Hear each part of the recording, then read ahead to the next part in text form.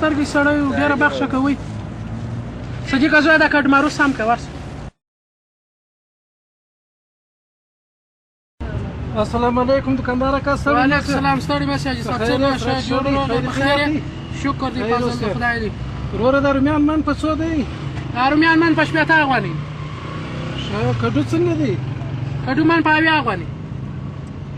خو ته داسې وکړه ښه وه یو من رومۍ راوتله، پر دواړو سترګو بل دغه یو نیمنۍ کډو راوتله، ښه یو نیمنۍ بېنډۍ راوتله. ښه دی پر دواړو سترګو دغه شان ته راوتله. زه ځم دا قصابۍ ته یو څه غوښه راخلم دستي راځم. بیخي خاطر جمع اوسه مګر شنو پیسه هم شی راوتلی. دواړو سترګو بیخي خاطر جمع اوسه. دا شی به درکړمه چې بس خپله به دې زړه وغواړي داسې نامې شی به بس لاړم دستي راځم. صدیقه زویه ژر هغه دغه کډو ور واچوه راسه د رومیان ور واچوه هغه دغه رومیان ور واچوه هله او راسته رومیان ور واچوه ژر راوګورې څه هله ژر څه وسله نسته هله د نامیز ژر څه ژر ژر یې لکې وتله چې وس راباندې راځي بیا لکې ژر څه دغه دې وخت دی د ظالم زوی خو ژر څه پکې راکړه خلفه راکړه چې زه رومۍ واچوم ته به غټه غېټه بېنډۍ ټوله کوه د نامیز زوی خیر یې بلبله صدیقه ژر ژر یې ور واچوه هله د نامیز زوی ژر څه نه کېږي په بیداري یې ور واچوه پر سر باندې نازکه بېنډۍ ور واچوه پر سر باندې نازکه د نامیز زوی ژر ژر لږ په بیداري لاس پر وښوروه چې هغه د کسابو یې څه غوښې راکړه په بیدارۍ باندې په بیدارۍ هله واه دا پوره شوه هله دغه راکړه کډو راکړه دا وتړه هله واه د نامیز زوی بېنډۍ راکړه بېنډۍ خیر یې د نامیز زوی دا غټه غټه ما ور واچوه سترګې دې ټکان وکړه دغه په سترګو نه وینې واه نامې حاجي صاحب هم رارسېږي بالا پوره دا جلا کښې ده د مور شیدې بېنډۍ سمه کړه بېنډۍ سمه کړه څه نازکه بېنډۍ ده واه صدیقه زویه ورسه لیمبو سم کړه لیمبو سم واخه صفا کړه ژر څه هله ژر ور واړه هله. السلام علیکم. وعلیکم السلام حاجي صاحب. دکاندار اکا زما شیان دې راوتلی؟ دغه دې ستا شیان مې درته نه دي بس بېخي ډوره خیر وکړه ژوندی ګرځې. دغه دي حاجي صاحب ستا شیان دغه دې پیسې دي ورور. دغه حاجي صاحب پنجې نشته راسره؟ ښه خیر بیا بې بله ستا سره دوه پنجان در سره دي؟ بیا بې بله ورځ ګورو پروا نه ښه خیر راځه سې دی بیا بې بله ورځ ګورو.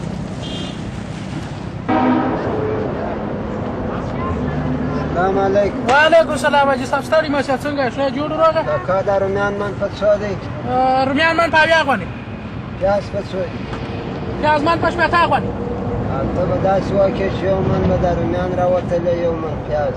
دا شنامیان دغه بنجان لرم حاجي صاحب بنجان نور شی دې نه دي پکار شنامي نامي نازک بادرنګ پراته دي لیمبو ستا هر شی شته هغه به بیا بله پلا درسره پر دواړو سترګو زه به دغه در وتلم یو من پیاز در وتلم پر دواړو سترګو صدیقه زویه راسه یو من پیاز دا خلطیات ور واچوه زه به رومیان وتلم ولې سم پیاز ژر ژر ور واچوه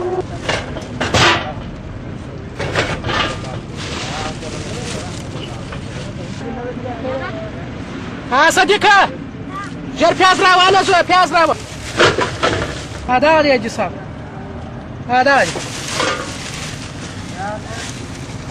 یو سل شل افغانۍ شوې حاجي صاحب دا دې پیسې دي. تشکر صدیقه دا بادرنګ سم کړه ما مخکې نیولې دي الله دې شنه همدا یو مخته زما مخته وایي چې څه له پلا درته ویلي دي.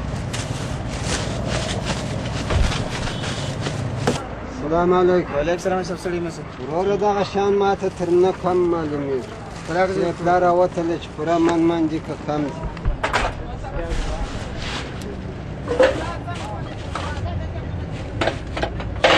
دا درې چارې راکړه حاجي صاحب.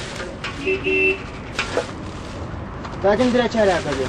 دواړه درې چارې راکړه. وکړه. وروره دا خو یې ما ته په من راکړي دي. چا درکړي حاجي صاحب؟ هغه دکاندار. لا ته نو وتلی وي خطا وتلی وي څنګه خطا وتلی دي؟ دنیا ته نو موږ ته دغه نه دکاندار درې چارې کو من سره پېژني. لا ته وتلی وي ته ته ورته راځه حاجي صاحب. دکاندار اکا دا شیان دې واخله ورور چې ما ته دې راکړي. ویلې ما تا ته ستا په زړه پیسې درکړي دي ما سم شی راته راکړه تا ول ښه دی. دا بېنډۍ دي چې تا ما ته راکړي دي دا تخمیان یې دا رومیان دي تور ته وګوره اوبه یې لاندې بهیږي. زه یو سړی یم ته زما سره داسې ګزاره کوې دا به دې د اګر ښار سره څه کړي دا مخلوق ستا سره سودا وړي ته ایمان ورسره خرڅوې که دا شیان خرڅوې وروره لږ شرم او حیا وکړه، لږ د خدای وبېرېږه، د خدای پر مخلوق رحم وکړه. فرض روژه ده، ته ولې داسې کوې؟ زه د ثابته شي پیسې در کوم، ته ماته خراب شی راکوې. وروره ناګه مغزه مه راخرابوه، دا فرض روژه ده، دروغه ځای جوړه اوس ما دغه دي. ورځ و ماته دغه شی را نه کړه، زه دغه شی ستا څه نه وړم، یوازې ماته نه هېڅ مسلمان ته یې ور نه کړې. وروره فرض روژه ده، خلکو ته سم شی ورکوه، پیسې درکوي. اوراره دا خو ما من درڅه غوښتې وه، تا ولې درې چارې را کړې دي؟ څوک وایي چې درې چارې حقه دي؟ مالته وتلله. چېرې دې وتله؟ خدای دې زه ستا مخ ته تلمه، دا نه دي منډې. دا خو د خښتې دې سم وزن ور واچو. پرېږده بابا ساده پرېږده، یو منشان دې ته وایي درې چارې حقه دي، په ناکه دي راولې ده. حاجي صاحب له ناکه مغزه مه راخرابوه. دا وایي دغه بېنډۍ ده، دی وایي دا تخمې ده، ته وګوره داسې نازکه بېنډۍ ده، په دې څه سوي دي؟ زه دا درته وایم تا ولې د دمنه پر ځای ماته درې چارې را کړې دي. او خو دغه دې ستا مخ ته مې وتله، دغه نه دي یو دا کومه دی چې وزن یې دا خو دې له خښت په پرله کېږي. ګوره وروره مسلمان یې، روژه دې په خوله ده. الله پاک هغه کسان دوژخیان بللي دي چې په پوره وزن باندې شی اخلي او په کم وزن یې خرڅوي. او نبی علیه صلات وسلام فرمایلی دي چې څوک په سودا کې څوک خطا باسي هغه زما د امته څه نه دی. ولې ناکه مسلمانان خطا باسي؟ د خدای تعالی څه وبېرېږه. لا صاحب دغه دوکاندار و ما ته هم دغسې خراب شان را کړي دي. دا بېنډۍ ته وګوره، ما د ثابته مال پیسې ورکړي دي. ته دا رومیانو ته وګوره، خالص یې خورین رومیان را کړي دي. ته دا بېنډۍ وګوره، وایي دماغ مو خراب کړي، وم تورۍ مو راباندې بېنډۍ کړه. ته دا وګوره، دا اوس تخم لري. حاجي صاحب ته وګوره دغه. ای وروره سرزوري مه کوه، د خراب شک نه لري چې چا ته ورکړې. نه ما ته حق لري چې راکړې، نه یو بل مسلمان ته حق لري چې ورکړې. خراب ثابته پیسه غواړې، ثابته پیسه مال راکوه. ما څخه نه ورکوې، په پیسو یې ورکوې، ولې سم شی نه ورکوې؟ د ملا خبره ته نه منې، دا بل دا نه منې، دا بل دا نه منې، ایله سرزوري دې راقصدې ده. واخه دغه دې شغلې موږ نه کوو. بخښه کوه ملا صاحب، حاجي صاحب دا شی خراب نه و، خو بیا هم بخښه کوه. څنګه بخښه درته وکړو؟ دا خو یوازې زه و دا ورور نه یو. دا خبر چې نور دې څونه مسلمانان خطا ایستلي. ملا صاحب دې نه پرېږدم، دې نه پرېږدم ملا صاحب ژره به دې در مچ کړم.